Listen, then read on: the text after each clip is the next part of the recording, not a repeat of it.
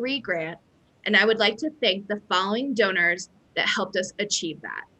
Special thank you to Sally Bingham, the Santa Fe New Mexican, Adelma and David Huntley in honor of Maria Sanchez Tucker, Santa Fe Community Foundation, City of Santa Fe Arts and Cultural Department, and New Mexico Bank and Trust.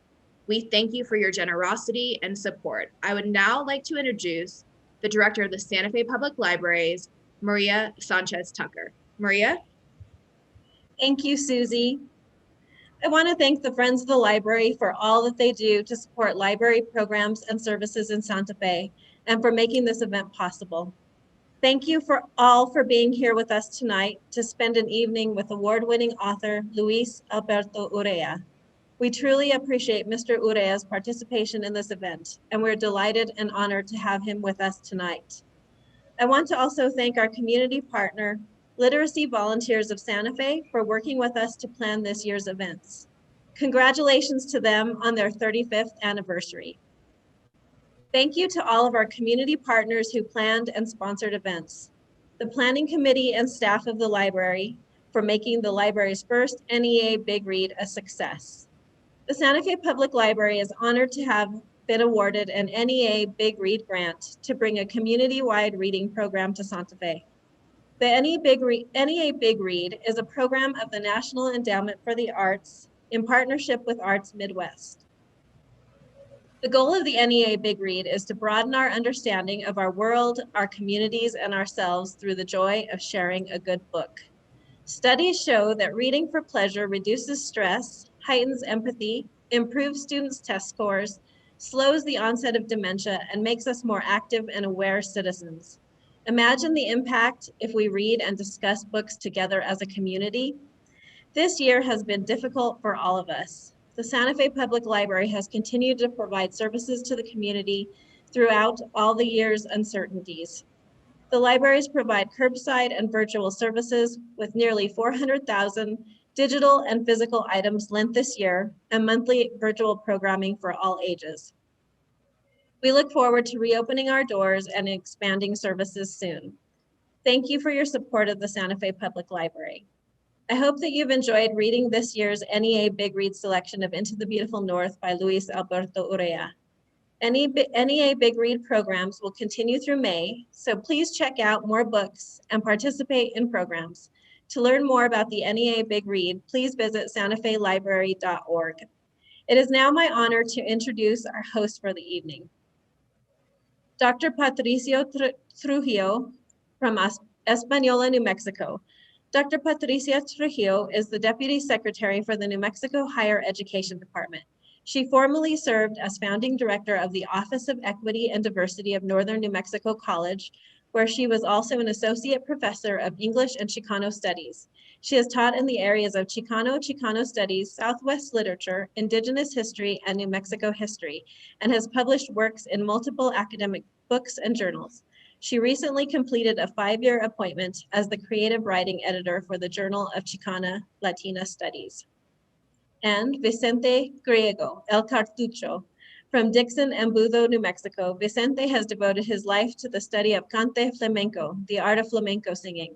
In 1992, Vicente began touring the US, Canada, and Latin America with the Jose Greco II Flamenco Dance Company, where he was mentored by Caño Roto singer Alfonso Gabati El Veneno of Madrid, Spain. He sings for Yastros, the American flamenco repertory company out of Albuquerque, and tours nationally and internationally year-round. Vicente is currently presenting the musical group Reboso. Welcome, and thank you both for hosting tonight's event. Thank you. Good evening, everybody. Good evening, Vicente. Good evening. Buenas tardes, le Dios. Before we get started, we would be remiss if we did not start tonight's program by saying Feliz Día de los Trabajadores. Happy International Workers' Day. It's May 1st. And so it's a good and auspicious way for us to begin our conversation tonight with Luis Urrea. I'm going to be reading an introduction, and then we will introduce you all to our esteemed guest. Luis Alberto Urrea is an acclaimed Mexican-American poet, novelist, and essayist. winning numerous awards for his work. He is a 2005 Pulitzer Prize finalist for nonfiction, a member of the Latino Literature Hall of Fame, and a winner of the American Academy of Arts and Letters Fiction Award. For his collection of short stories, The Water Museum, Urrea was a finalist for the 2016 Penn Faulkner Award, and the book was named Best Book of the Year by the Washington Post and Kirkus Reviews. And for those of you who don't come from the literary world, those are a big deal. I'm here to tell you and to let you know. Urrea's native Mexico has always served as his muse, inspiring all of his books. Born in Tijuana to a Mexican father and an American mother, Urrea grew up along both sides of the border. Although mostly recognized as a border writer, he says, borders everywhere are a symbol of what divides us. I am more interested in bridges, not borders. He uses his dual culture life experiences to explore the themes of love, loss, and triumph. Urrea's novel, Into the Beautiful North, which we will be discussing tonight, has been selected as an NEA Big Read book and has been used by more than 50 cities, high schools, and colleges for community-wide reading events. Urrea attended the University of California at San Diego, earning an undergraduate degree in writing, and did his graduate studies at the University of Colorado, Boulder. After serving as a relief worker in Tijuana, a film extra, and columnist, cartoonist, editor for several publications, Urrea moved to Boston, where he taught expository writing and fiction workshops at Harvard. He also taught at the University of Louisiana Lafayette. Currently, Urrea lives with his family in Naperville, Illinois, where he is a distinguished professor of creative writing at the University of Illinois, Chicago. ¿Qué piensas, Vicente? Pienso que me da alegría verlo, Luis. Thank you very much for being with us tonight. We have a great evening ahead of us, and we can't wait to hear from you. So let's get started. Buenas tardes. ¿Qué pasó, Santa Fe? Thank you, Patricia. And thank you, El Cartucho. I hope you'll sing some tonight, bro. That would be I will. I even brought, vengo con guitarra y todo. ¿De veras? Yeah. Órale pues, man. So I've been speaking to Santa Fe for a couple of visits yesterday to school kids, which was wonderful. And we had a little gathering last night, and here's the official talk. So I thought what would be better than me declaiming my obra maestra or whatever, I'd like to just talk to you about where the book came from.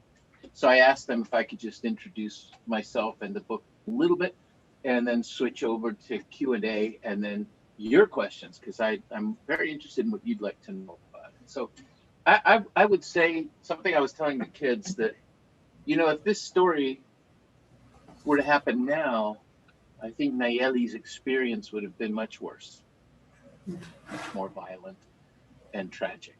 You know, the book came out of a couple of things. We were talking about this before we went live, but you know, I used to do relief work in Tijuana. I used to work at the Tijuana garbage dump, orphanages, prisons, all kinds of interesting places.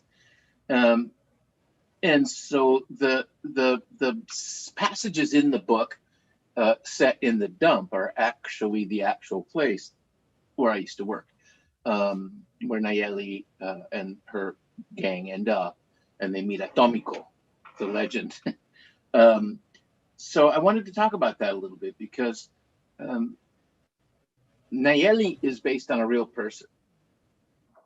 And she's from that ambiente. She was a little girl. I've known her since she was born. And her mother worked there. I've known her mother since she was 6. And one of the seeds of what became this novel, and I've never talked about this really before. I've talked about it with my wife. You know, Negra and I were talking about the crossing. If you go to, there were 2 sites for the garbage dump. The old Dompe is now a neighborhood. I hear that this is a thing that's happened in northern New Mexico. There's an old Dompe with a neighborhood on it, and erosion is bringing out cans and stuff. In fact, my beloved poet Levi Romero, ¿Qué pasó, Levi? Sent me a tobacco can, I believe from one of those, one of those little excavations. And it was kind of sacred, He said, the voices of our fathers and grandfathers are in this can. We poeta, no? Well, that's what that neighborhood is. And then the new dump is in a neighborhood over by the ocean. Both of them have an ironic vibe in that the dompe that Nayeli came from is on a hill overlooking Tijuana and beyond San Diego. From that hill, you can see San Diego and the Coronado Bay Bridge. And I always used to tell people, if you want to understand, what you call illegal immigration, you should go up there. On Christmas Eve, 1990, 14 babies died of exposure on that hill. You don't think it's possible, right? Because it's San Diego. But imagine being up on a rainy, cold hill with no house or cover. That was the ambiente. And the new dompe was moved over with the most beautiful ocean view you could imagine. You could see all the way to the islands. And you can climb a hill and see all of San Diego in the distance. So it was a very interesting place. So I was talking with her mom, Ana, Nayeli's mom, and I said, oye, comadre, ¿y nunca fuiste? ¿Por qué no fuiste a San Diego? No, but I know que I don't have papers. I didn't go to cross the border. I would never. And I said, why not? And she said, why would I go someplace people don't want me? Aquí todo está perfectamente bien, Luis. She said the greatest thing. She said, on the other side, people don't know how to party. Aquí, we want to party. We pile up lumber in the middle of the street and we light it on fire. We have una fiesta right in the street. Y bailamos. And you can't light a fire in the middle of the street in San Diego. The police will come. That stuck with me. It was kind of like this resonance. And the other thing that was I talked about it with the students a lot yesterday that really got my attention is I had done 2 really difficult, long, involved books. I did The Devil's Highway, which was hard for me because I'm not a reporter. I had to report and be involved with the Border Patrol and a tragedy. It was hard stuff. And then The Hummingbird's Daughter, about my tia Teresita, La Santa de Cabora. That was 20-some years of research and travel and studying with curanderas, hechiceros, all this stuff. So I wanted to have some fun. I wanted to laugh out loud. And I did not know if this book would be published or not. I was just writing because that's what I do. I write. If you could come over to my house, los invito. I have 300 notebooks full of stuff upstairs. I've always written. It's my way of being. I can talk with El Cartucho about this, but I think I wanted to be a musician, but I couldn't. I didn't have any talent for it. So in my own way, I think I'm trying to make music on the page. Seriously. So if I can tell you something about that, just 1 second about being a musician. I really wanted to compliment you on your musicianship in your writing. Now that you mentioned that, ¿cómo sabía que era músico? So now you said it. Thank you for that. So there goes one of my 2 questions. Yeah, I feel all cool now, man. We'll talk about that. I mean, music is important to me, and a lot of my work is based on music, believe it or not. So, I was just writing this thing, and I was getting reports from Mexico because since Devil's Highway came out, especially immigration stuff comes to me a lot. And that was the phase when Mexican men were leaving Mexico and leaving towns without adult men. Is women, old men, and escuintles. They're just the little guys, and not from teens on up. Working age men were disappearing. They were coming north and not coming back.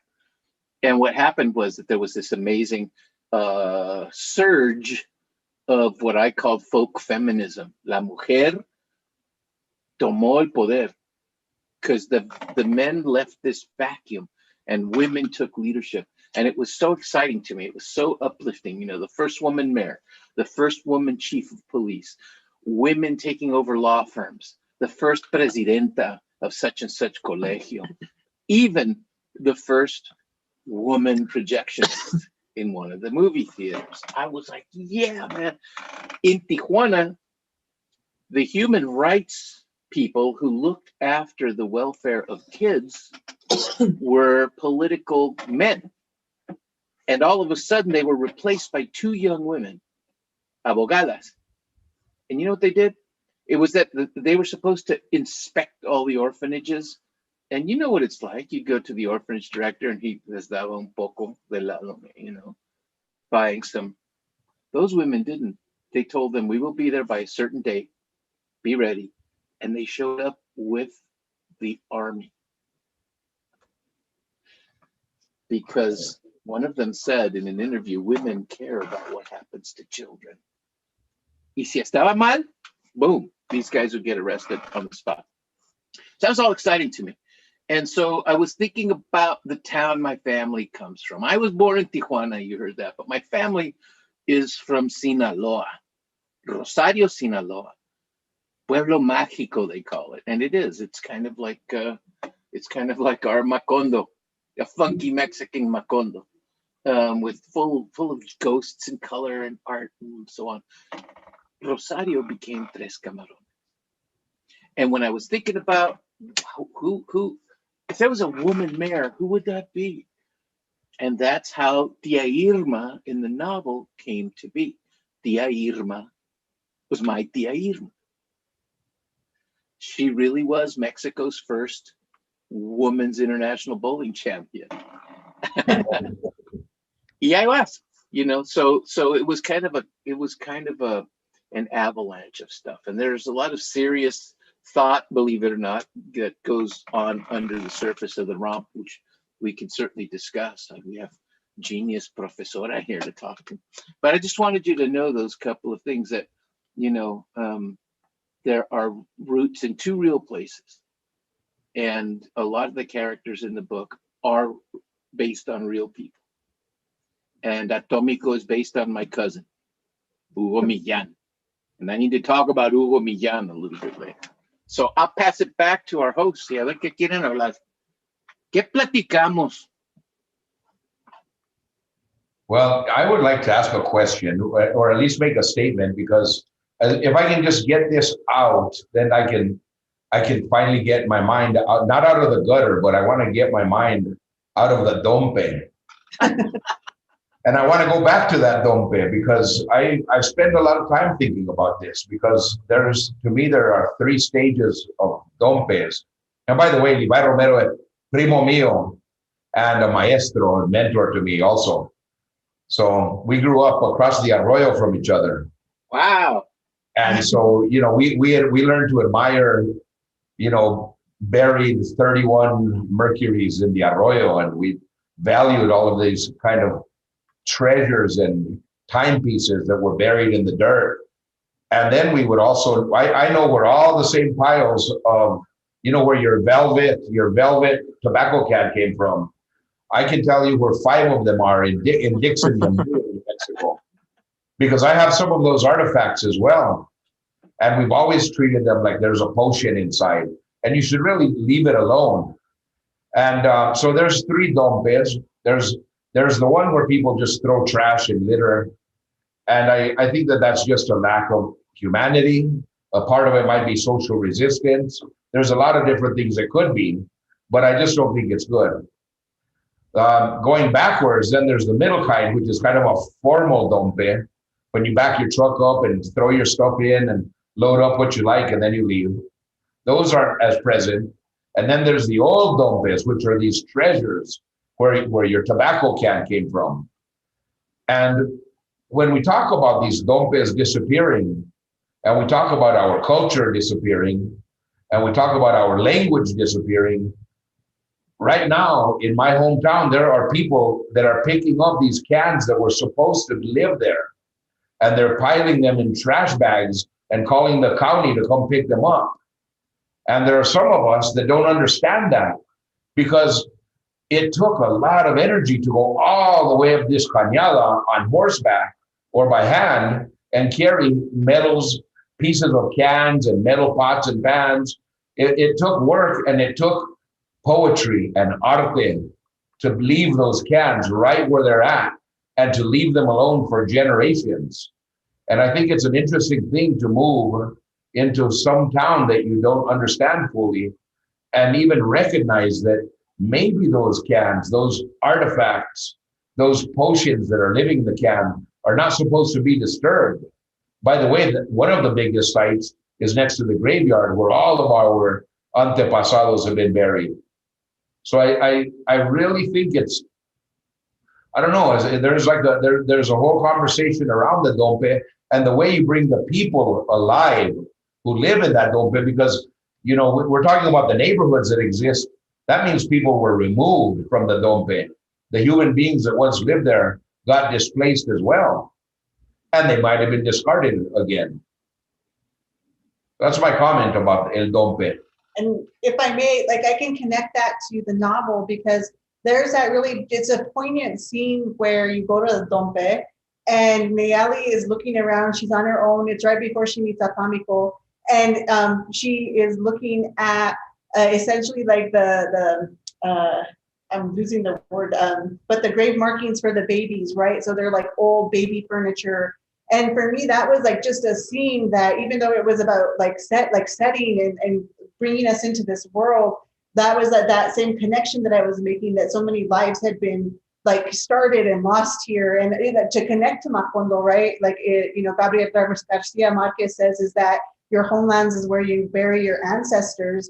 But here, I have also, as one of these folk feminists, hopefully, if I can identify that way, have also said, there are also mothers who have lost their babies, right? And so Macondo is also where you keep, right? Yeah. Like where you bury your babies as well, and also where they have their lives. And so there's this beautiful simultaneity in that Dompe, that if you don't know how to read that grammar of that place, you don't know how to interact with it properly or with the reverence that it deserves. And I felt like you're writing in that moment when Nayeli was just in that quiet time by herself, she was revering it and she understood its importance. Thank you. Yeah, it's okay. So this is interesting in response to some of this you were talking about. What was interesting to me about the original Dompe is que la gente took it away from the gran mafioso that ran it. We have this phenomenon in Mexico they call paracaidistas, right? Paratroopers. Si llegan, and they have to do a certain number of things, and the federal government will suddenly recognize them as a viable neighborhood. So people lived all around the edge. I have a couple of nonfiction books about the Dompes. I've spent a lot of time, a lot of years there. Pero so the people lived around the back end of it. And Nayeli came from the neighborhood that was rough. It was known as the pig village, where people kept pigs in pens and all. And the pens are made, they'd burn mattresses, and then they would wire the box spring, because it made an instant metal fence, and you'd put the pig inside. So they started up above the garbage dump. There was a municipal water tower. And so la gente figured out to attach hundreds of garden hoses that they'd get out of the trash, and they'd have running water in their canton. That's where it began.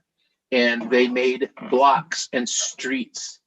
And then they kept agitating to get power, because once you got electricity, then you were a neighborhood. And somehow they got the city of Tijuana to put power in there. And when that happened, they had power, not only light, but power. They were a community. And the impresario moved to the new area.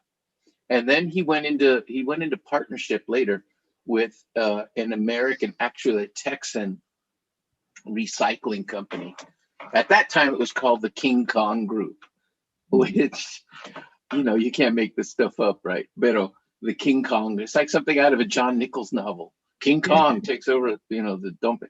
But it was very interesting place. And like what you were saying, Señor Cartucho, you know, the cemetery's there. And it is a haunting place in that, you know, it used to be a canyon. It used to be this beautiful canyon with a seasonal waterfall, deer down below, and it led out to the sea. And this guy bought the property, but up at the top was a municipal cemetery, and at one end, on the far end, is a crematorium, and on the other end is a hill where the babies are buried, and in between, la gente. And there are many generations buried there. And once the garbage workers came in, it turned into a very humane thing. Weirdly enough, I can't say it enough that human beings are human beings. And you know, we reduce people to cartoons or nightmares or monsters or whatever the propaganda, especially the last few years, has been. It's not true. It's awful.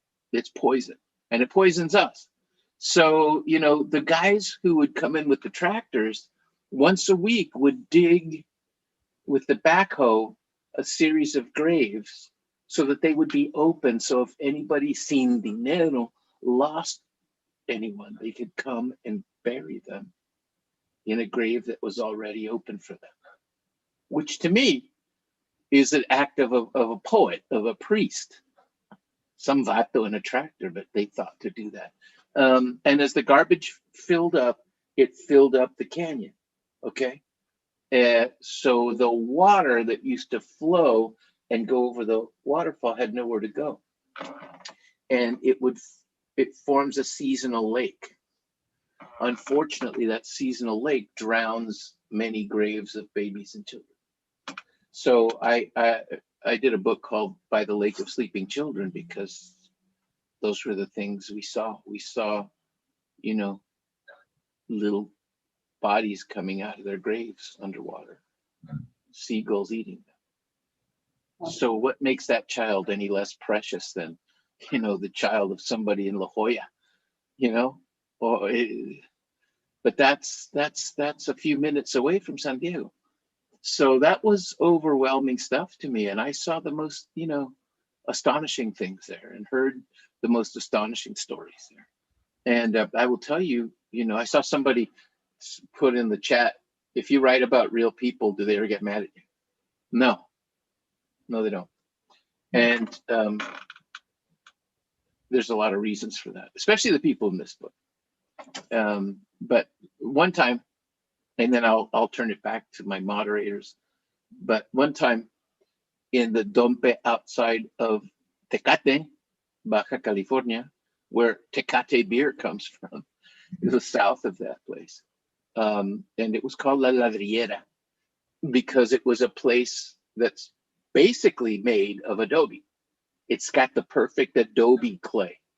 And there's a hill with a garbage dump up above it, if you can imagine. It's beside the highway, a little valley of adobe mud, a trash dump over that way to the west on a hill. Okay. And people, paracaidistas, came from all over Mexico who were adept at making adobe bricks. And they built kilns themselves. And they would spend the day, they made, you know, the forms, the straw they brought, they would bake adobe. They had a good business going. And they were waiting to become a town. And we would drive hundreds and hundreds of miles every week all over Baja California. And we got a call on CB radio that there had been an accident at La Ladrillera, that a little girl was burned. And could anybody get there? They didn't have a doctor or anything like that. So we were probably 90 miles away in the center of Baja. And we drove there as fast as we could. I was the translator, you see.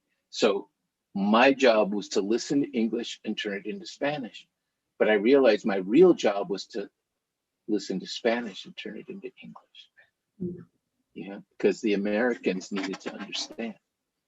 So it was a constant flow. We got there, and the director of this group and they said this little girl, she's 11 years old. She got drenched in diesel and ignited. She was wearing a bathrobe. I'm in a nightgown, and so she was in a little hut made of adobe bricks, dark. And we went inside, and she was in the dark, standing on the dirt floor, naked, burned with her arms out. She couldn't sit. She was shaking like this, just staring at us. It was heartbreaking. And fortunately, this guy I worked with was very connected. And he had a group of doctors in San Diego who flew to emergencies. And they got there fast from San Diego. And they got her to an airfield, and they flew her down to San Quintin, Baja California, to a hospital that attended to her, saved her life, etc. So we immediately had a relationship with this town. This is what I was getting to. So I'm standing there one day, and I'm writing in my journal. And a man walks by, un cuate, sleeveless t-shirt, black, all kinds of soot on him, and he had a handkerchief tied on his head with 4 knots, like a skull cap, and he had a big stick over his shoulder. And he was looking at me as he walked by, and he came over and said, "Oye, compa, ¿qué estás haciendo?" I said, "Pues aquí nomás, escribiendo," and I said, "I'm writing in my, in my journal." "Ah, journal, that's good. What is that?" I said, "It's like a diary. It's un diario." "Ah, un diario. ¿Y eso qué es?" So I showed him. I said, "Pues es un libro. It's empty. And I write about what's going on." And he said, wait. "You're writing about this place?" And I said, "Yeah." He said, "You're writing about these people in this place?" And I said, "Yeah." He said, "You're going to write about me?"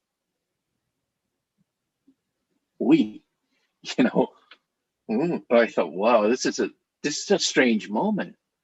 And I said, "I probably will. Yeah." And he kind of looked like this, and then he looked at me and he said, "You know what? ¿Sabes qué? It's good. It's good." And he pointed up to the garbage dump. He said, "I was born up there in the garbage. I've lived my life down here digging mud. And when I die, me van a enterrar en el dumpe. They're going to bury me in the dump." He said, "So you tell them I was here." And so, that's kind of a message from God, man. And the people that I write about know if I do write about them. It's fiction, but everybody certainly in Into the Beautiful North, every one of them is an homenaje to people that might not get an homenaje otherwise. That hits really close to home. I know that aquí, our beautiful Norte, right? That we have so many characters that and human beings, right? The people who are the ones who make up our villages, our pueblos, that people have shared stories, that we look at places and we see them even now years after they passed. I know that in Budo, that there have been several characters who have come from there and even have novels written about them. But just that sense of what it means for somebody to carry your story, right? Like there is that old dicho that people die 3 times, right? When they actually pass away, when they're buried, and then when people speak their name the last time. And so that importance of what it means to keep people's name in our mouth, especially when they have these humble origins.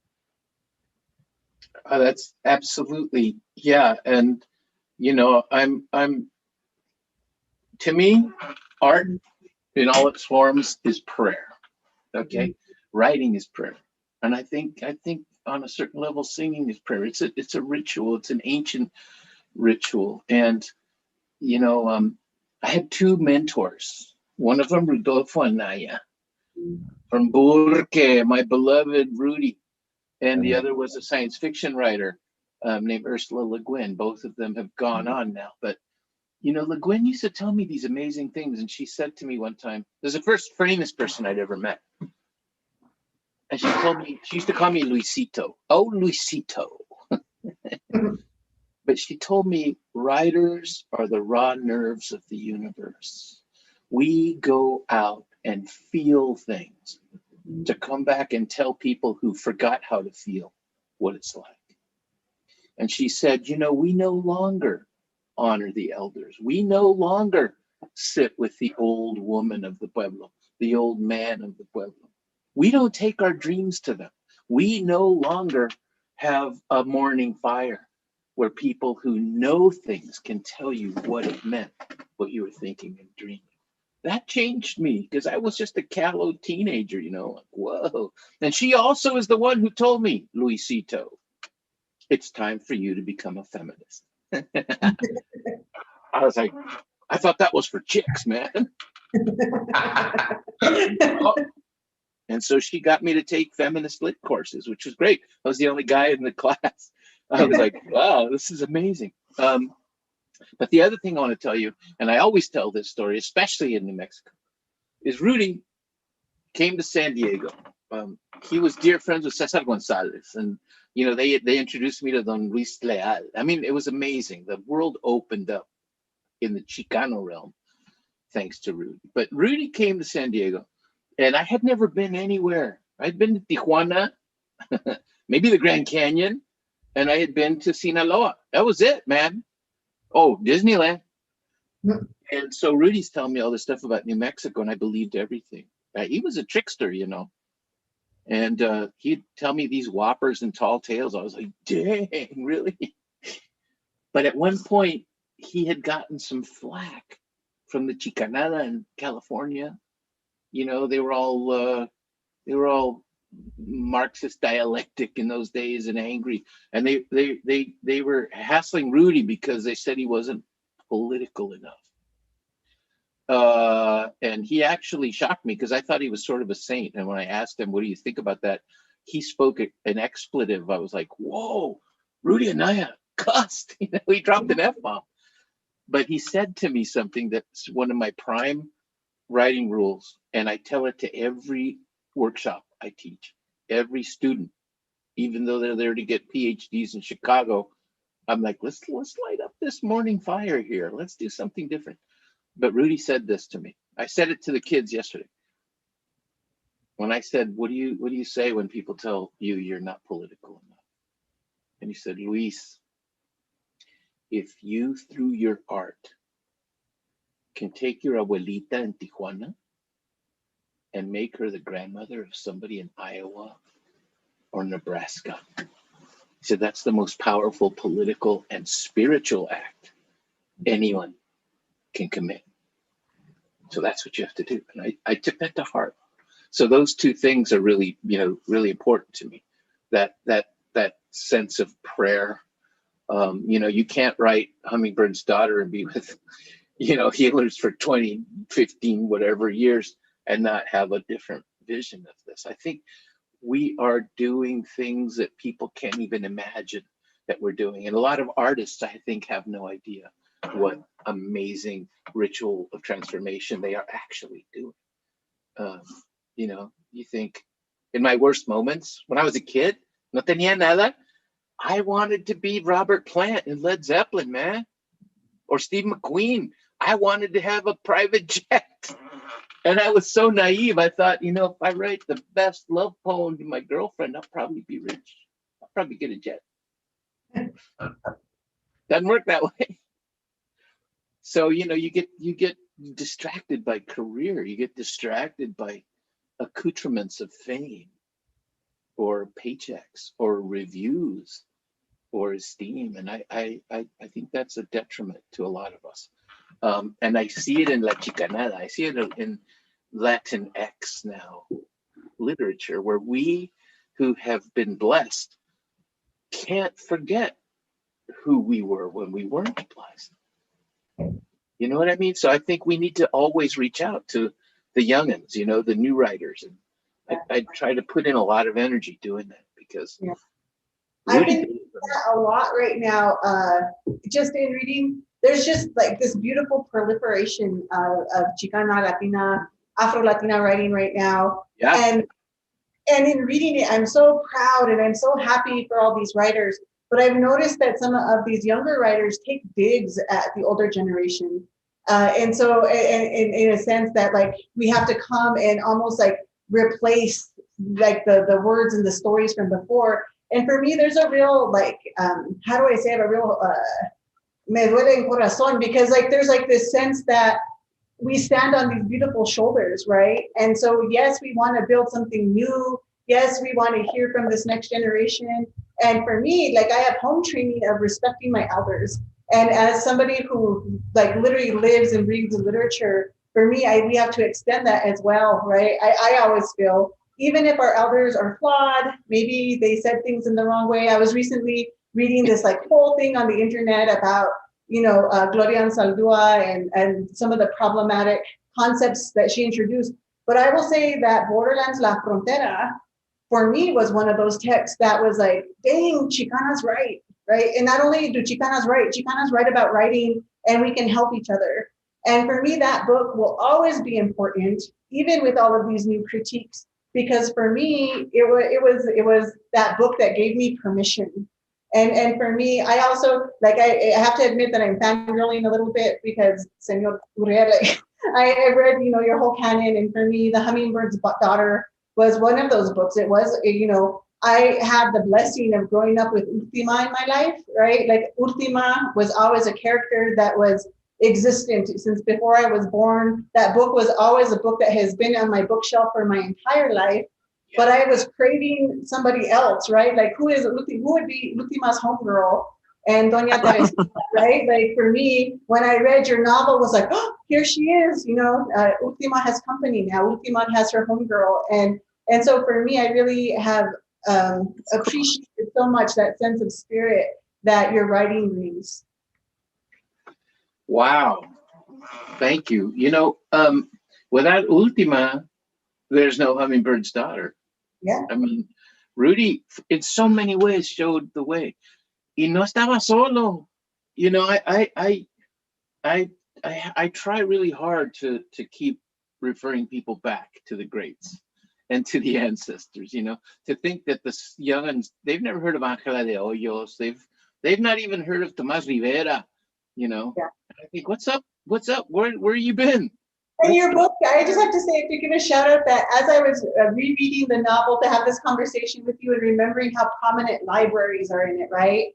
Yes. It reminded me of Tomás and the Library Lady, which is the story of how Tomás Rivera and his families were on the migrant trail and that they would have to leave school very often. And the thing that was consistent for him was the library on one side and the library on the other, and that sense of kindness that we find at libraries. Could you speak to us a little bit about the motivation for highlighting the library in Into the Beautiful North?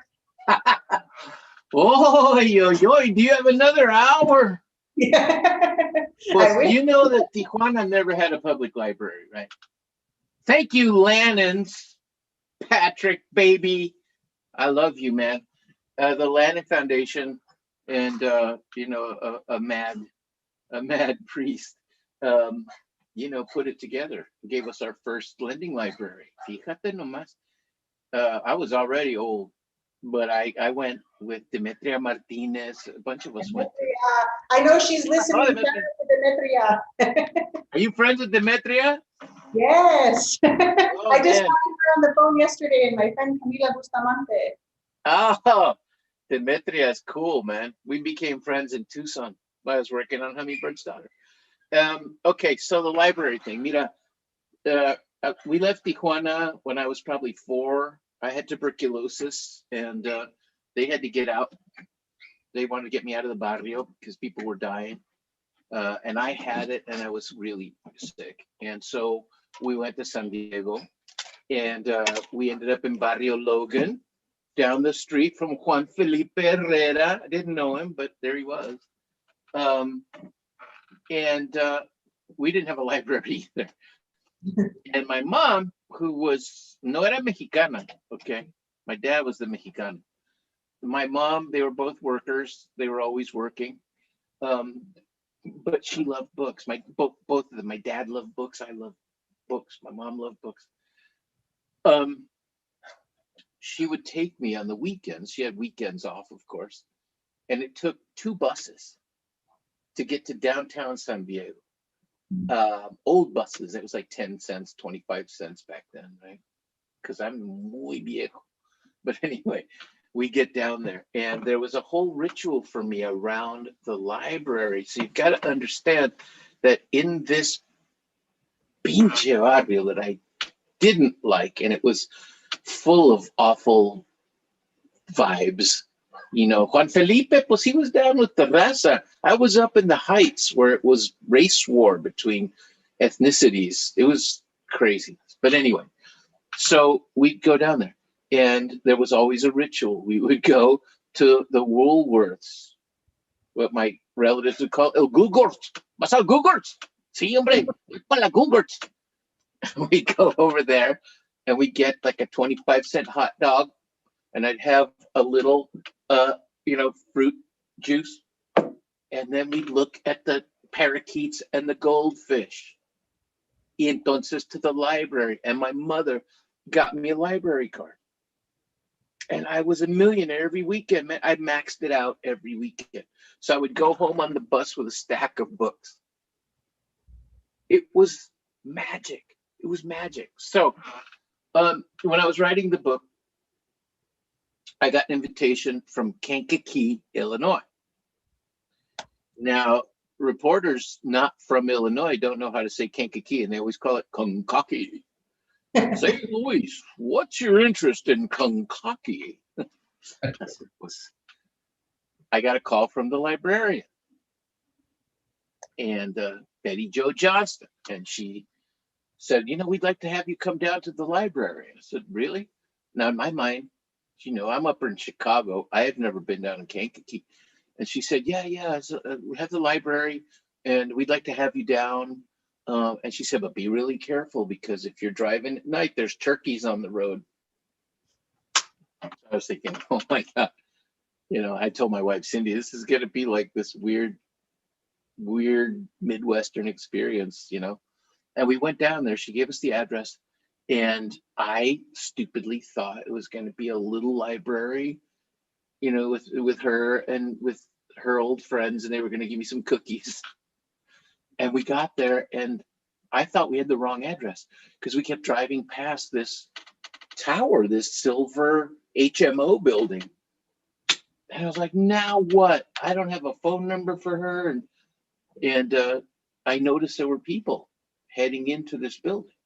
And there were Mexicanos, man, with the straw hat. They even had the little dangle in the back, some of them. I was like, hey, what's up? And then we noticed that there were 2 stone lions in front of this building. So we pulled in, and I walk in, and she was waiting for me. She's like, well, where have you been? Where have you been? I said, this is the library. She said, yeah, let's go. And we went upstairs, and there were 300 people. Wow.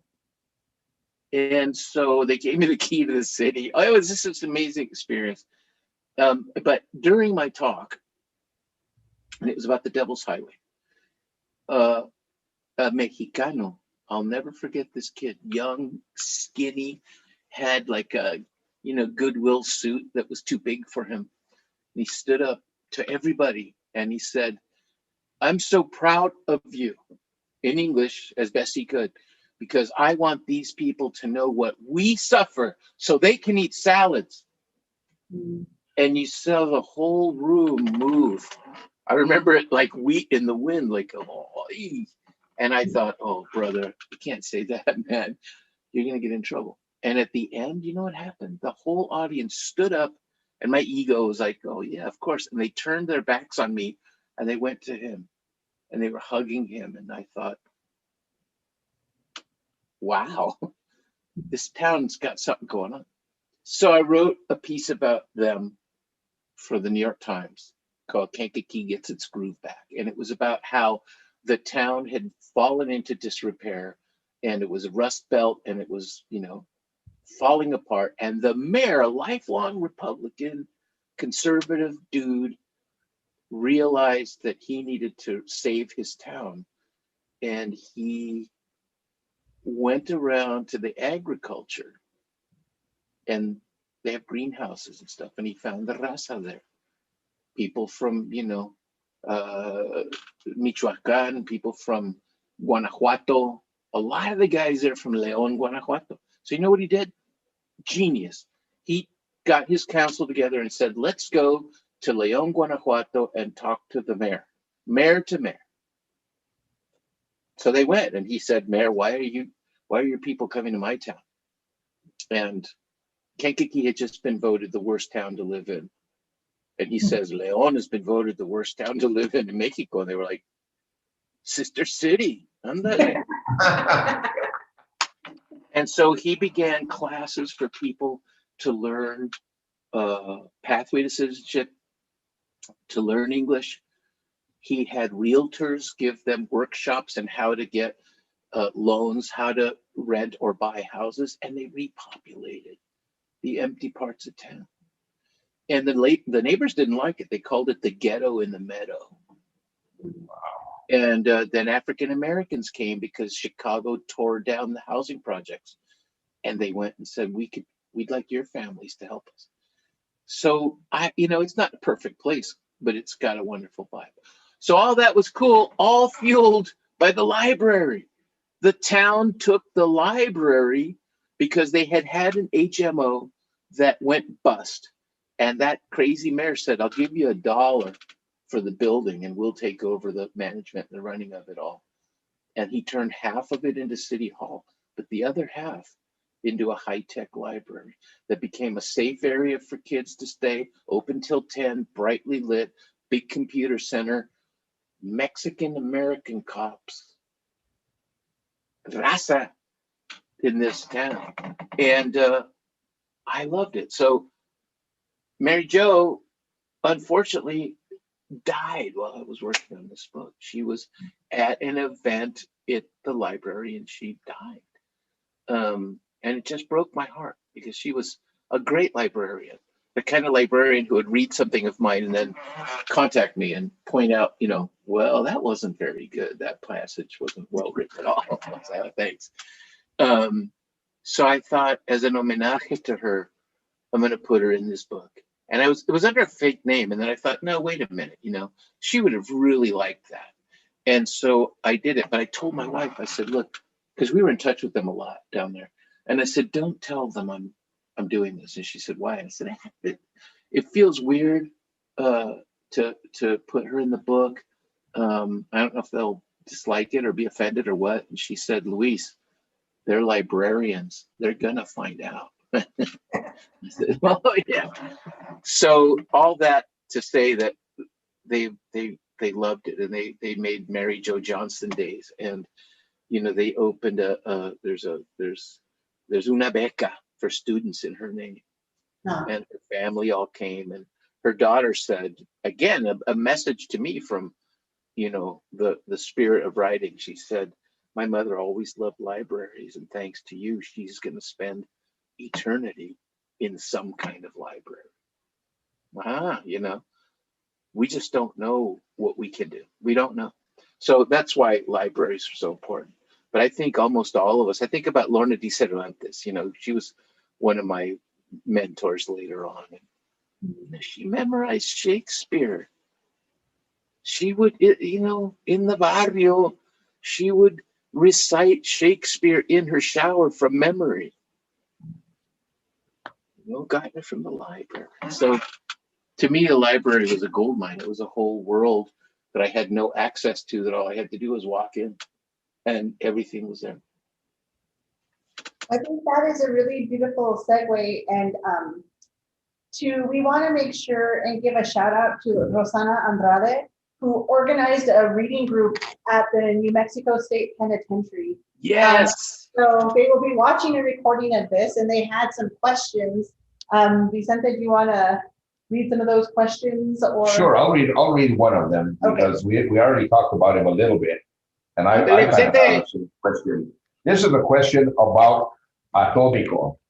And Atomico was Ryan's favorite character in the book, and he wants to be Atomico for Halloween. And so how did you come up with this character, and how did you do the research to get such a vibrant character like Atomico?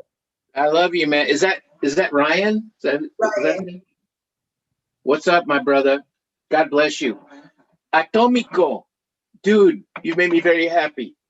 I want to show you something. This is for you specifically. When you publish books, people like them and they send you stuff, right? So I have all kinds of, you know who's the most popular person I've ever written? Atomico. Everybody loves Atomico, which just blows my mind. I go to these, book clubs at rich ladies' houses all the time, and they're all like, we love that atomic kid. He's got so much fun. And I always tell them, wait a minute. If some crazy cholo vato who thinks he's a samurai came in here with his fighting stick and his tattoos, you would jump out the window. And I thought, wow, there's hope for us. People love Atomico. But so I get stuff, and it's almost always Atomico. I have an Atomico coffee cup, somebody said. I have Atomico signs. I have Atomico license plates people have sent me. But this is for you, my brother, because I want to come see you guys, but I can't bring this in, and you'll see why. So, his fighting stick. There's a woman I know who made me Atomico's fighting stick. All right. And this is not, I can't get this past, I don't think, the administration. But Yeah. Check this out, bro. It's got the Hearst power shifter at the end, just like in the book. Barbed wire. Look, it's 6 feet long. Where I want to get it on camera. It's got tape on it. So it's backwards from where I am. It's got tape on it like in the book, so I could spin it. And if you turn it around, the end of it is the can with more barbed wire holding it together. I could whoop ass with this thing, but I can't. And I can't take it on book tour because I can't get it on place. So Atomico came from my cousin in Tijuana, Hugo Millán. Hugo Millán.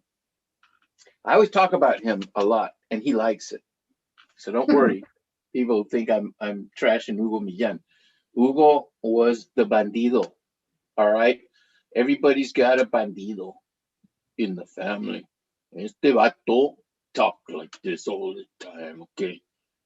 Tenía una voz, he was like talk like that. Big mustache. He talked like that when he was 7. That's what he was like. And Hugo was amazing. He would make stilts. You'd go over to Tijuana and the dude would be 12 feet tall walking down the street on stilts. And he had guns. And, he was just this wild man. And he would watch TV before cable and streaming, just TV. You'd have a rabbit ears. And he lived in the basement of the family house in Tijuana on the hillside. And he watched PBS. And the dude saw samurai movies. He loved Toshiro Mifune, the great samurai actor. And he used to call me Lucci, which made me so sad, man, because everybody had badass names except me. There was El Frankenstein, El Wino, El Dracula. And then I was Lucci. It's like, it's not macho, man. And then he said to me one day when I came over, Lucci, I'm going to be Tijuana's first samurai. And I thought, are you kidding me? And here's the funny thing. I always spoke Spanish to him, and he always spoke English to me. It's like we were trying to prove something inside of him. And he turned his downstairs into a ninja training camp. He pounded, things into the wood upright, holding up the ceiling. Then he would do that Bruce Lee, and then he filled buckets with gravel, and he would punch them. And he makes these big knuckles, And I swear to you, the funniest thing to me, this dude is eccentric. And by the way, sidelight in this, I always tell people, God must love me because he always sends a crazy pistolero biker monster to look over me. There's always somebody that everybody's scared of. It's great. Because I'm like, you want me to write you a haiku? And he's like, don't mess with the poet. So that was my Hugo. He got a samurai sword, dude. He got a samurai sword. I don't know where he got it from. And if you know Tijuana, you know it's a tough town. And he worked late, had a pickup, una pica, and he would drive around late at night. But the guy kept the samurai sword in the truck. And if anybody gave him guff, he'd park it and he'd jump out with the sword and be like, hey, hey, hey, hey, and chase them down the street trying to stab them or tackle them. So that's where Atomico came from. And, you know, the thing about him was he was a bad guy. Everybody was afraid of him in Rosario, Sinaloa. But I was telling these folks earlier before we went on the air, his cousin, now that was a gangster. And his nickname was El Quema Pueblos, the man who burns down cities. And I remember thinking, that is the coolest name I've ever heard in my life. And Hugo told me, when you get down there, go find El Quema Pueblos. Everybody knows him. And I told all my relatives, I said, no, you can't go talk to him. No way, man. And I went and found him. And he was scary, dude. He had knife marks and big old pumped dude. And he was leaning on a big American car. And I walked up to him. He said, ¿Y tú qué? ¿Qué pa pueblo? Sí. I said, your cousin Hugo sends greetings. Oh, es tu primo? I said, yeah. And he said, how is Hugo? I said, well, he's kicking ass and taking names. Oh, it's good. You know, but that's where it came from. And I thought, what an interesting figure. Now, one of the things that, you know, the defining metaphor partially in the book is the Magnificent Seven, which actually came from the movie that made my cousin a samurai, which was the Seven Samurai. So the Atomico character is part him and part his hero Toshiro Mifune, who, if you see the Seven Samurai, the dude is unwanted. No, he's a ronin, you know, he's a samurai with no master, and he's dirty and he's uncouth and he's always scratching fleas, you know, nobody wants him around, but he saves them all the time. He's loyal and he saves them when they're in trouble all the time. So I thought, what a great character to sort of embody the rogue Dompe culture. And also, how cool would it be to make a hero out of people? See, everybody in the book who's a hero are people that folks look down on. And what about a guy who's a garbage picking dude who loves where he lives? He's proud of the chain link fence chicken coop he turned into his little one-man apartment because it's his. He did that. He thinks he's a genius at all times. And he's also the moral center of the book, you know? And I thought that's cool. And there's a stage play. You guys should get a copy of it and do like that. There's a stage play of the book by Karen Zacarias. Wow. And she did something amazing. If you remember in the book, Tacho, the gay best friend, and Nayeli are always daydreaming about Johnny Depp. Ay, que vamos a conocer a Johnny Depp. In the play, whoever the guy is who plays Atomico in the different casts has to be able to do an impression of Johnny Depp. And there's a moment in the play, I didn't think of this, and I'm sorry I didn't, when Nayeli is having a dream and Jack Sparrow shows up in full regalia, doing all the Jack Sparrow stuff, and he's talking to, and you realize, holy crap, that's Atomico. He's dressed up as Jack Sparrow. It's a great moment, man. But yeah, I hope if you it's crazy. If you do go as Atomico, send me a picture, bro. I want to see it. What a great scene.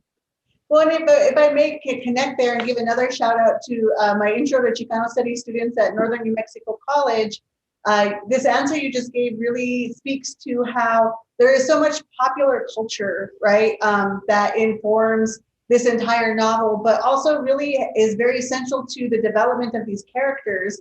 And we're using a framework of popular culture in that class to learn about Chicano history. And so I was wondering, can you speak to, I know I had picked up a really beautiful quote that you had written down, and I'm going to pull it up on my iPad now. And you said,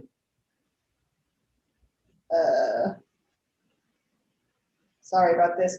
Oh, quote, I write with the ghosts of 12 authors, 13 movies, 14 musicians, and Steve McQueen in the room. And so just thinking about the characters in Into the Beautiful North and their relationship to popular culture, but then also your relationship as the author. Can you tell us a little bit about that? Sure. I was, I was a rock and roll boy. I was, I was a popular culture kid. And I guess one of the points for me about the book, one of the subversive things I was putting into the book, there were a lot of subversive things intentionally put in that book, but I got so tired of this idiotic anti-Mexicano or Central American and ultimately anti-Indigenous argument that you keep hearing, especially the last few years. It just made me livid. I was mad all the time. And the reality is this: no matter how big a wall you build, you cannot stop the movement of thought. You cannot stop the movement of art. You cannot stop música. Okay? So, the joke of Tacho's Taqueria e Internet Cafe, that's true. Outside the new garbage dump, there is a Taqueria e Internet. And the guy's got a couple of old laptops. And the girls, I don't know what the guys do because I'm close to Nayeli's family, but they go in there and they watch YouTube. They watch. So in the book, the goth girl, first of all, really a goth in Sinaloa? I can talk about that in a second too. She loves a band from Europe, the 69 Eyes, a goth group, and they're watching the video and they're dancing Japanese style that they've seen on the. I'm trying to tell people, if there's no way to stop this, we have sent ourselves through the ether and everybody is watching. And nowadays, the best TV on Netflix, I hate to tell you, it's Mexicano, man. If you watch Casa de las Flores or Club de los Cuervos, unbelievable stuff coming out. So that's flying around. I did this amazing thing in San Diego. It wasn't my idea, but Stephen Schick, he should get the MacArthur. Hope that somebody MacArthur's listening to me, or maybe Patrick Lannon. Give him a Lannon Award. He's a conductor and a composer and just a genius with a political mind. And he was doing the 100th anniversary ballet of a Stravinsky piece about someone traveling through a wasteland who has to make a deal with the devil to save his family. And he contacted me and said, I'm reading your books. This is what you write about. I want you to update the text. And he made me read my pieces as the ballet people are dancing. It was really strange and wonderful. But he did something that I thought was so revolutionary and brilliant. And I toss it to you. He composed, or he organized, a cross the border wall concerto. Mexican musicians on the Mexican side of the fence, American musicians on the American side of the fence. The Border Patrol would not let them drive down the access road. So his orchestra had to walk carrying their instruments down the road. And if there was any audience, they had to follow. But they got together, and each side he conducted, I believe via video. Both sides played their halves of orchestration, and the music, of course, met above the wall for everybody. And he wanted people to understand that this was never going to stop anything. But on the other side of having done that, he went into Tijuana and he was looking at the Tijuana side of the border fence. Now, you know, our side of the border fence is spare, empty, militarized trucks, machine guns, helicopters, perros, motorcycles, right?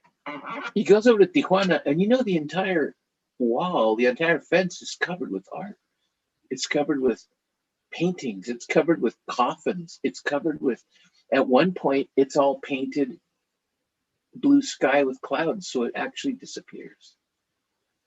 There are taco vendors, paleteros, elotes, street musicians, amantes. There's the bull ring.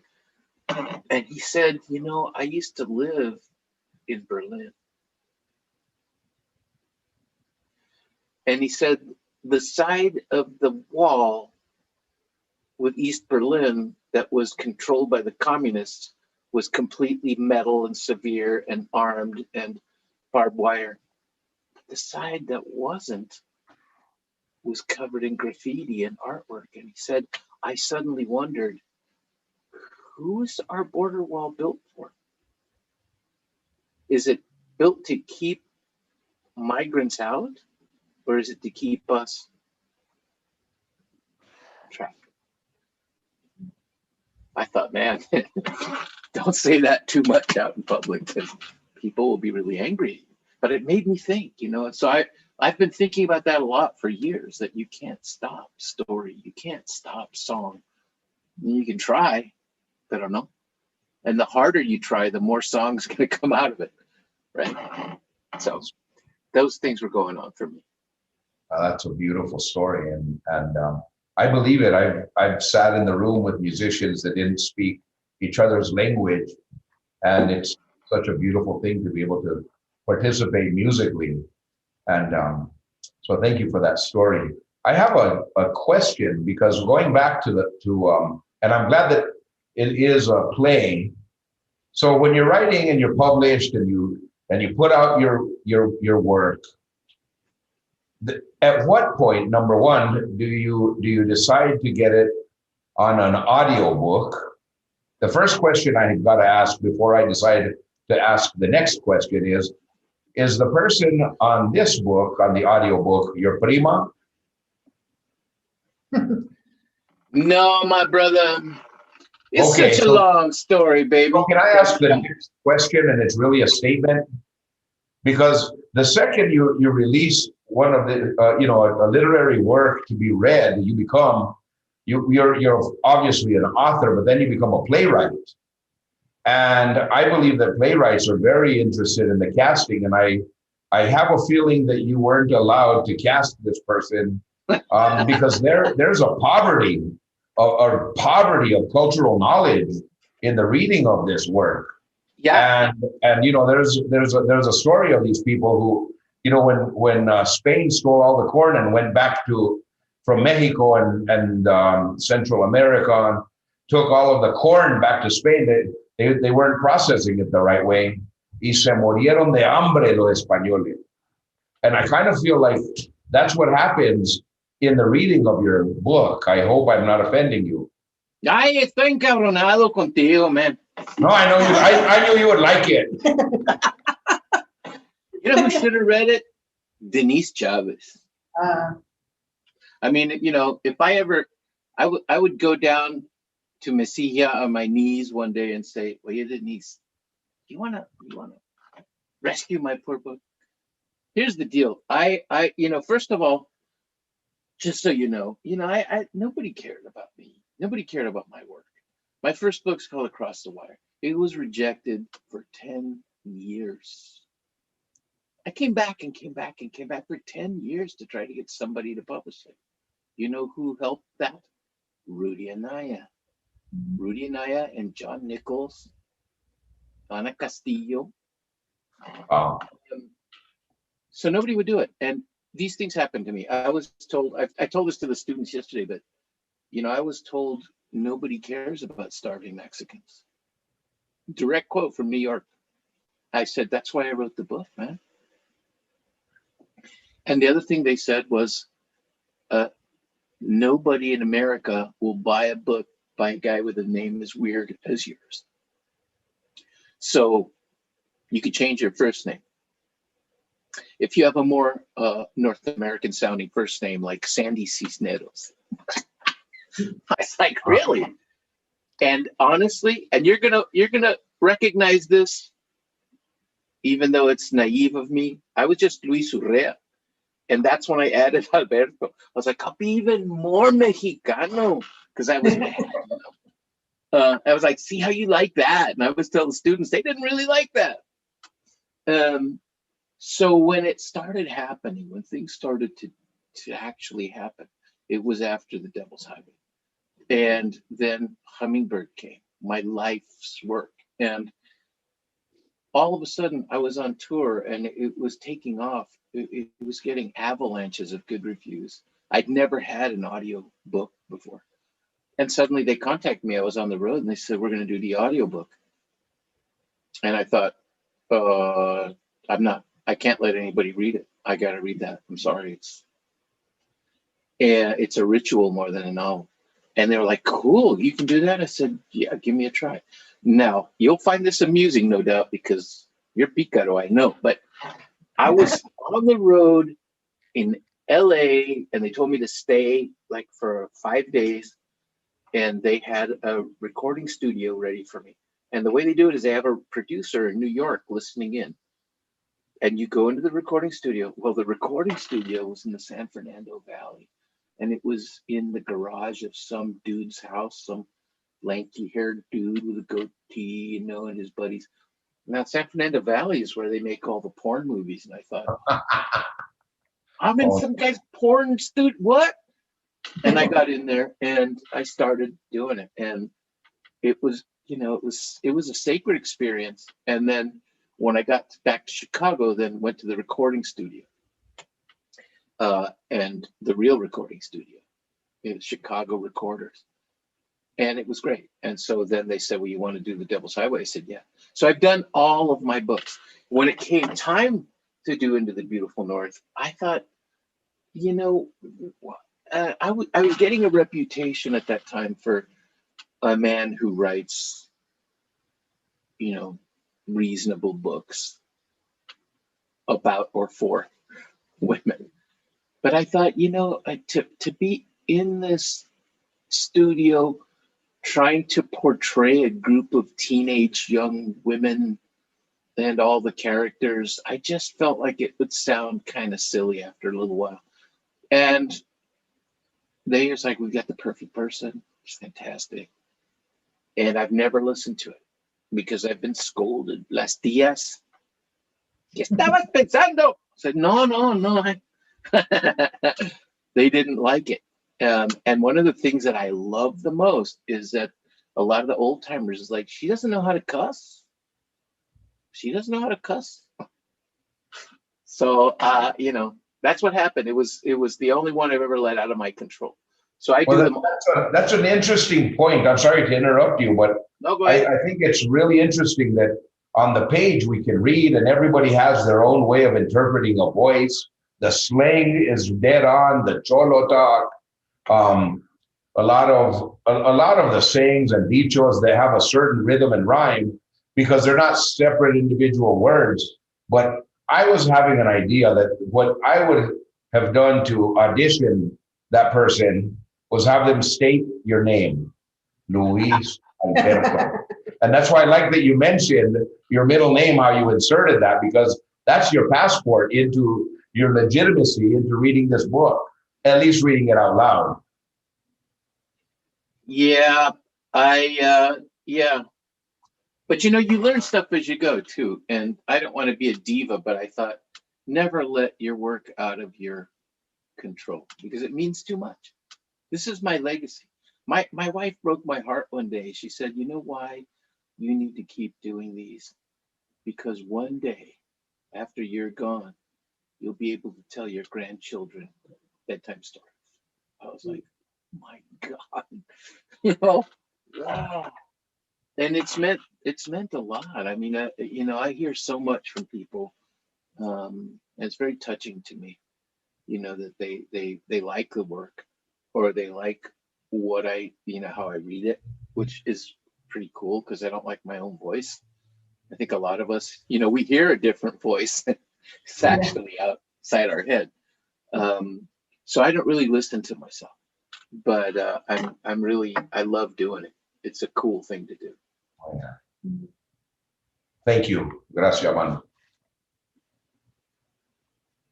Well, what's funny also about your name is I brought this because it seems like missionary Matt had come to my village too. So I have my phonetic pronunciation of my name and his promise of love here. But I also love that you shared that story because so many of our students, myself included as a young person, my name was anglicized in school to Trisha, right? And I remember when I went to college, my dad pulled me to the side because my dad would always at home, like, your name is Patricia. Don't let people cut your name up. You're not Pat, you're not Patty. But somehow I became Trisha. And so when I went to university is when I started pronouncing, like, it was also like reclaiming like my heritage language. And that was so important. And so I know in the book, there's this also a beautiful scene right when Nayeli and her, all of her friends and Tacho get to the border. And so they hear the Cholo speaking and Tacho is like, I don't understand this, like what is this amalgamation of English and Spanish and neologisms? And then like the next page, we get introduced to, let's see if I remember their names, Araceli and Porfirio, and there's that they can code switch between Spanish and Mixtec. And so can you speak a little bit about like also that beautiful cacophony, that beautiful simultaneity of language that is border culture, right? That you can walk from like probably one block to the next and hear several different languages.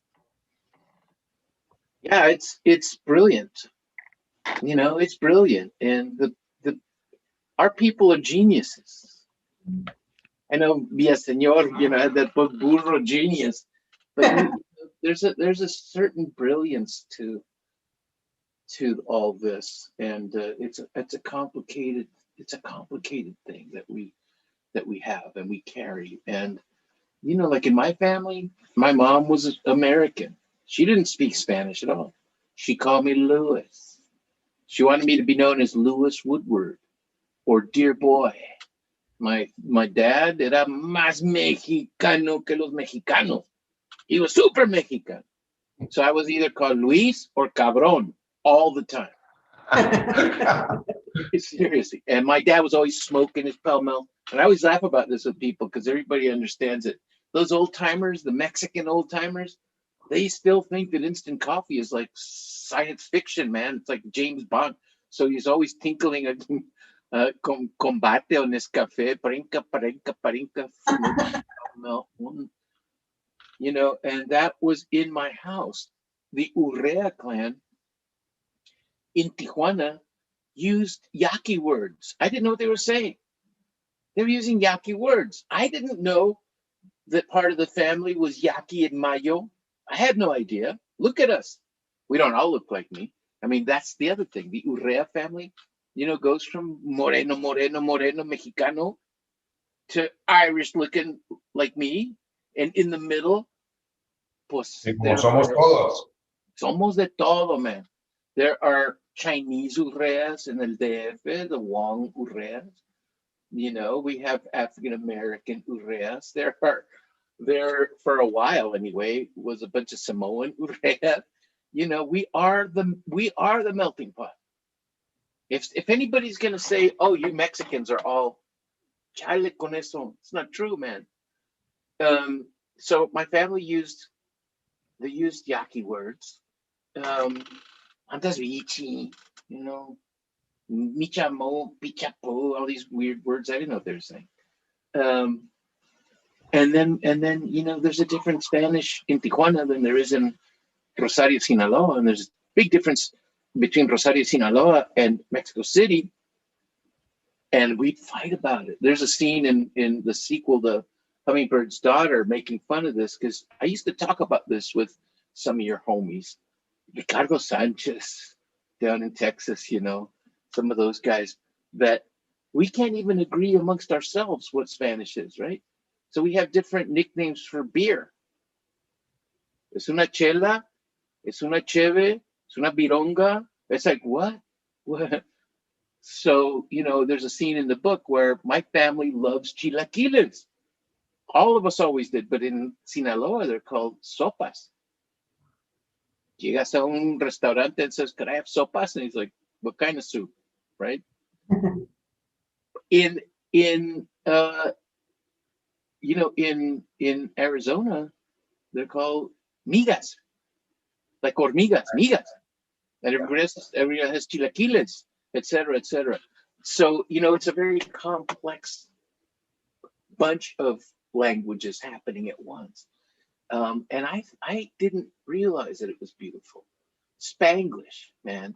Spanglish, everybody hates it academically, I think, because, or at least in Mexico, because it's un pochismo. But it's so brilliant.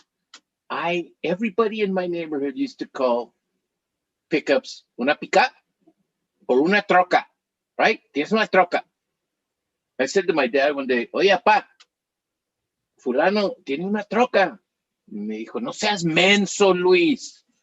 You don't say troca. And I said, well, what do you say? He said, troc. So, you know, that stuff to me is music. And I was lucky because I was around a lot of cholos. I was around, you know, I'm not going to say anything bad, but I have some gang related relatives.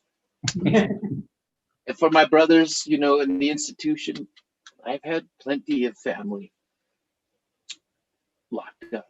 And, you know, one of the blessings to me, especially from this book that I didn't expect, when it became the NEA Big Read, it went into school. And I'm always going out and talking to our beautiful, cast off, scared, ashamed young people that everybody's dumping on all the time. And I can't tell you how many times I've gone into a high school and some vato will stand up, you know, and says, "Órale, profe, the first book I ever read, Holmes." Time and time again. Or he'll say, well, it's the first book I ever finished. Okay. That's beautiful to me. And I was at a school, and they had brought in different schools to the auditorium, right? Their basketball courts. And one of the representatives of the school said, "Don't worry, we didn't have any of those kids." And I said, "Any what kids?" "You know, those kids, you know." And I said, "No, I don't know. You know, the reformatory kids. We didn't." And I said, "That's who I'm writing for." Yeah. Why didn't? And you know, those kids walked a mile in their black jumpsuits. Nobody sent buses. They came. I was so excited. And when it was time for question and answer, if they had a question, each one would walk all the way down and face to face talk to me. You know, that is heartbreakingly beautiful to me. And if we don't recognize that strength and that beauty and that genius because something scares you, I don't know what it is to be afraid of. I don't. When I was here in Chicago, this vato came up to me and he said, "I want to talk to you, but you know, I'm a little ashamed." I said, "Why?" He said, "Well, I'm gang related." I said, "Are you really? Well, who you with?" "Some Latin kings." And I said, "Really?" I said, "You know, one time I did a reading and the Latin kings bodyguarded me and protected me because I was in a dangerous place." He's like, "For reals?" I said, "Yeah." I said, "Amor de rey, muchacho." You know, it doesn't cost us anything to listen and to reach out and to at least pay attention to how people talk, not look down on it, but listen. You know, people are talking to us the best way they can. My nephew, I've lost a bunch of nephews, unfortunately. He's gone too. And, you know, I remember listening to him talk on the phone and he didn't have words, man. He was caught in that old school entre culturas trap. He didn't know Spanish enough. He didn't know English enough, so he had calor, right?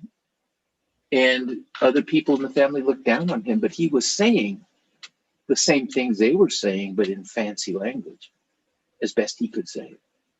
So I'm trying to just pay attention. I'm trying to just, honor somebody's humanity, whoever they are. I'm not better than that. I've got, nice hair. But it's and I've been blessed, man. I've been blessed so much. And I've been given whatever this thing is. It came. Oh, see or no? I think, didn't your voice come to you and you're like, wow, what is this thing? Wasn't it like a miracle when your voice came? Well, it's a miracle every time. I still don't know how to sing. And people say, well, how do you do that? Or how do you sing? Or of course, I study it. I sing scales. No paro de estudiar. But right now that I'm not in the ambiente and I'm not thinking about that, I don't know how to sing. I only remember when I began to sing. And then the gift comes. I just trust and I believe that it'll happen. And there's been times where I have forgotten to sing, but then I know how to fake it. Right. Yeah. That's called repetition. I have this problem, my wife always tells me that I have a Jesus complex.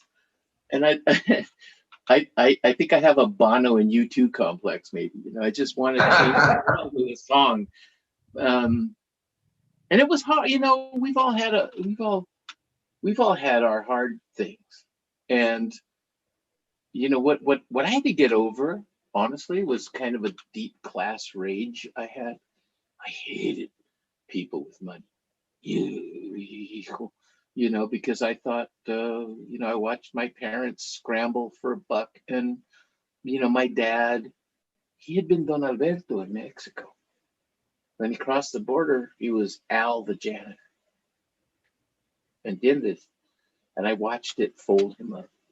Se hizo pequeñito, mi papá, y cansado and apologetic. My dad was a badass. And I hated that. I hated that. And I saw him a few times be humiliated. And so,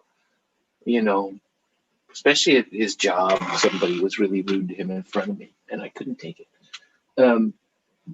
And so I had to understand. And I used to tell the kids I worked with that you got to understand that everybody has had to live in the Tijuana garbage dump. Everybody.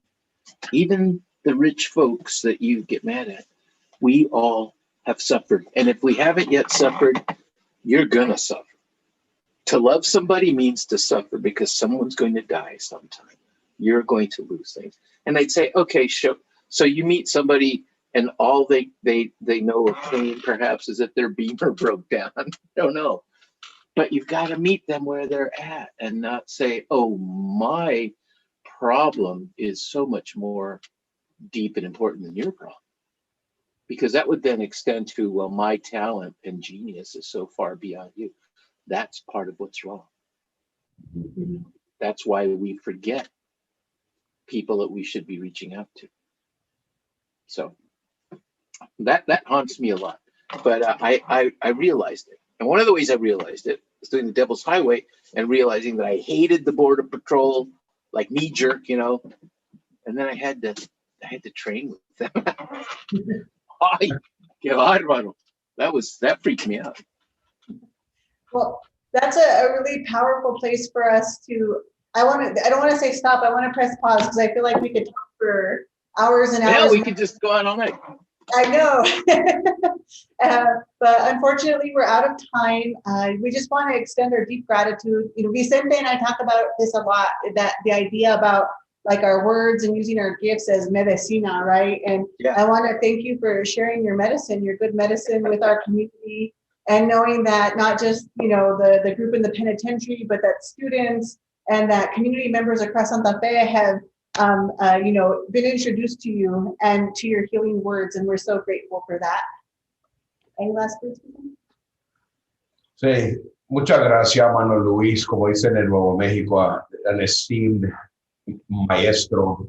Te tengo que decir, Mano Luis. Thank you very much.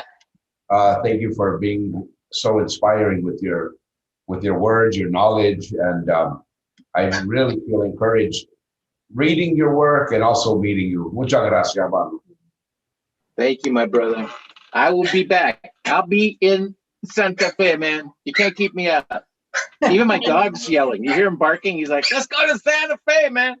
Let's We go. will bring you back. Thank you so much. And thank you Thank you. to all who attended tonight. We really appreciated you attending this conversation. Thank you so much, Luis and Patricia and Vicente. We really appreciate it. Have a good night, everyone.